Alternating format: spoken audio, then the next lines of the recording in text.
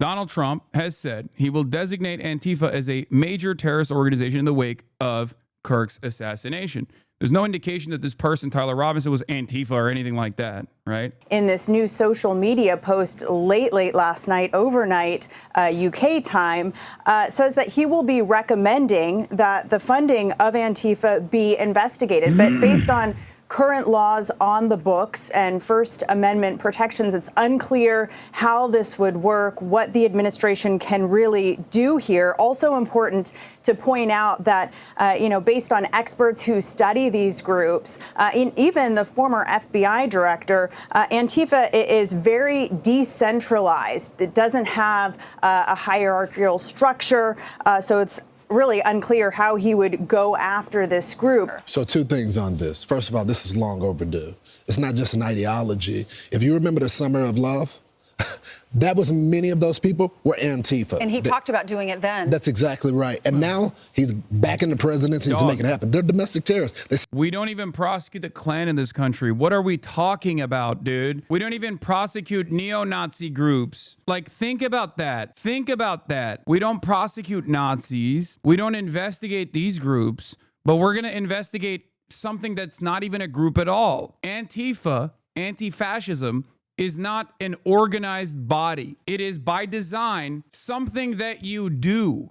Anti-fascism is an ideology. Anti-fascism is an action. Anti-fascism does not have a disciplined formation. Fascism requires constant discipline. Anti-fascism does not. Anti-fascism could be anti-racism. All this talk, especially coming from this show, by the way, as far as violent language goes, is really interesting because Brian Kilmeade last week straight up said we should euthanize the homeless. We should kill them all. And he didn't like that he accidentally agreed with that, as a matter of fact. It was on camera. Caught in 4K. This is thought crime. What are they going to do? The point is, and the reason why I don't actually worry as much, or I'm not as scared, is because we still have some semblance of laws in this country. We have a constitution in this country. And more importantly, we have a bunch of people who I believe, regardless of their political deviations, regardless of their ideology, will respond negatively to this. I am not so certain that people from all different backgrounds, all different walks of life, will be excited at this. I know you look at Twitter and I know you see those tweets go viral on the fascist platform run by a white supremacist monster like Elon Musk, and you think, no, there's a lot of people who are excited at this. There's a lot of people who are salivating at the prospect of this. Make no mistake, I told you that people, once they realize Donald Trump was going to do mass deportations, once those mass deportation initiatives came knocking down their doors, would not like it. And that's precisely what happened. And I'm telling you once again, even those who currently celebrate these initiatives do not realize that they will hate it when it's implemented. It is up to us, if the Democratic Party is not going to do this job, it is up to us to educate people on what that looks like. It is up to us to convince our neighbors that this is completely unjustifiable. You say, dog, the majority of people are sleepwalking through this shit.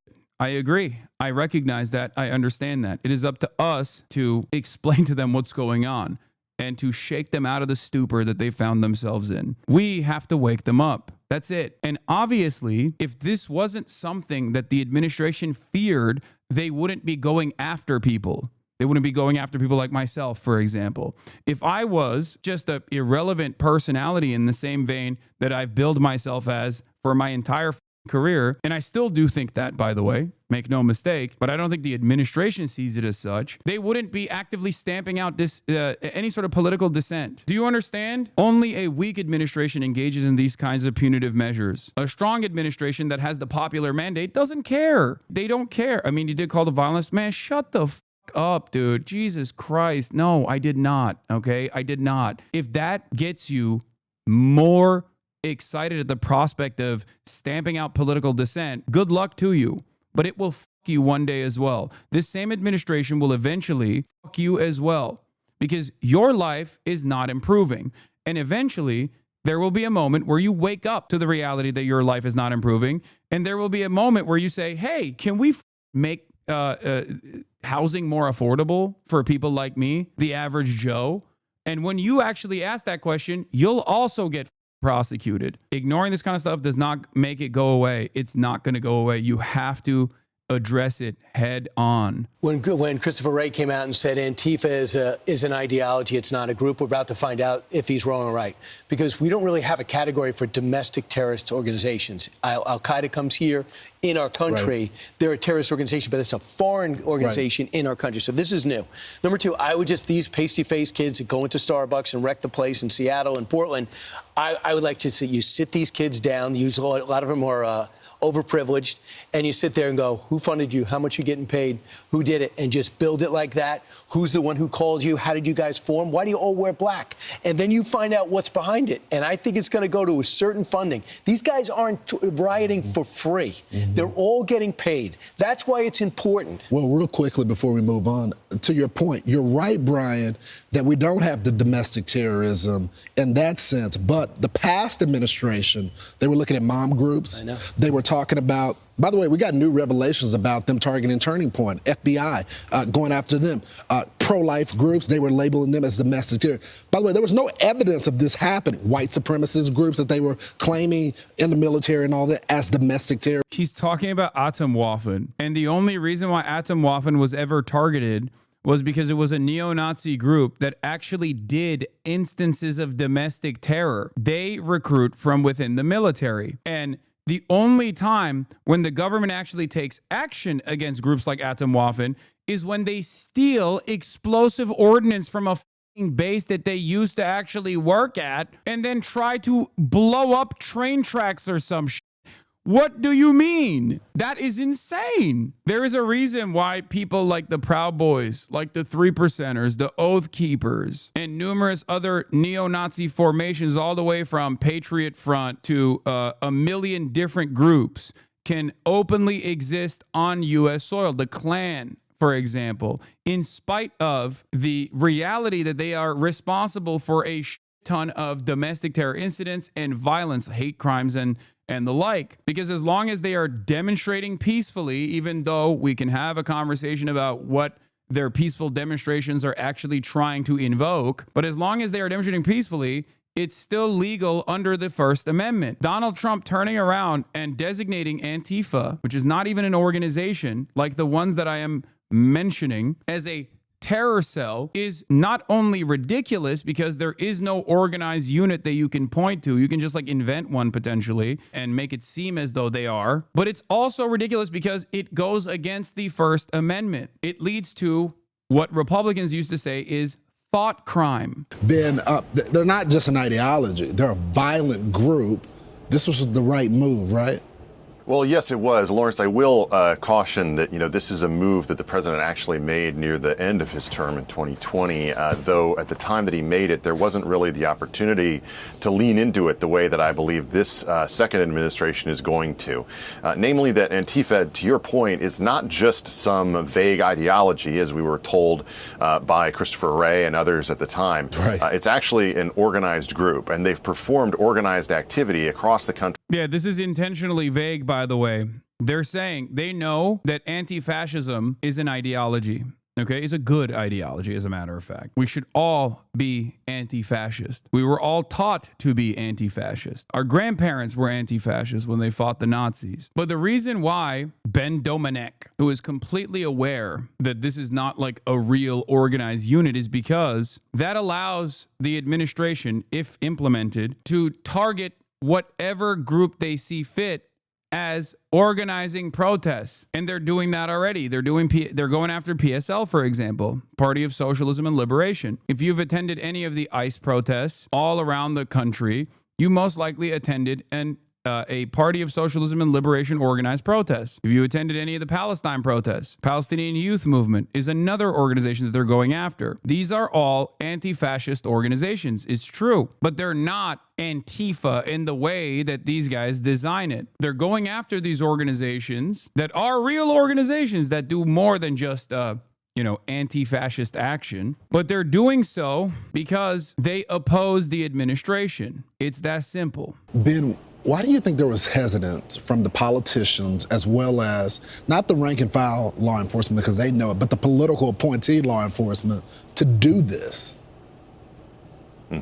Well, I think that one of the things that has been an item of awareness for quite a long time is that this last administration under Joe Biden leaned heavily into targeting various conservative groups, right, Christian groups, and the like for all sorts of investigation. Really, yeah, no. The Department of Justice's very own analysis showed that the overwhelming majority of political violence and acts of domestic terror came from, and this might come as a surprise to people if you only watch mainstream news, you hear the exact opposite of this. It came from far-right anti-government extremist groups, many of them white supremacists, white nationalists, and the like. Shocker, I know. And of course, for good governance purposes, the law enforcement authorities for a brief moment actually decided, while they were still doing the black identitarian extremism too on the side with black Israelite groups they were targeting, or people that they thought were affiliated with like black Israelite groups or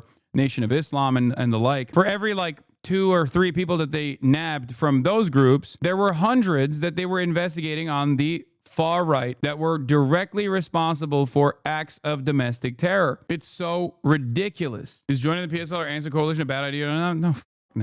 No, of course it's not. I think not being a part of any sort of organized movement at this point is a bad idea rather than a good one. The moment that you think, joining any organization that resists the Trump administration is bad, the moment that you let that fear set in is the moment where they've won. You're obeying in advance. It's ridiculous. Do you want these pedophilic, drunk, perverted the win? Americans are spineless. Fascism has already won. Stop coping. All right, dude. Let's just sit around and wait for the admin to come and put us in concentration camps. This kind of attitude is so stupid, dude. Do you think you're edgy when you say this kind of nihilistic bullshit?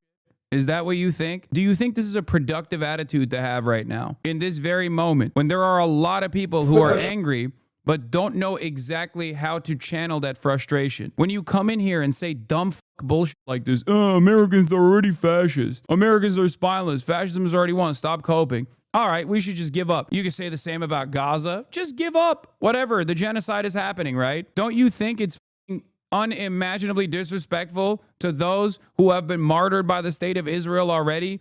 And those you could prevent the martyring of, to do whatever you can? How many times do I have to say this? Why not leave the country? Because I'm stubborn. I don't know how many times I have to explain this, dude. Just give up, dude. Fuck it. Just give up. No reason to fight back as this government takes away everything that you hold near and dear. I think a lot of people just assume that if they close their eyes, plug their ears, that this problem will eventually magically evaporate, that they'll go away. It's not going away, man.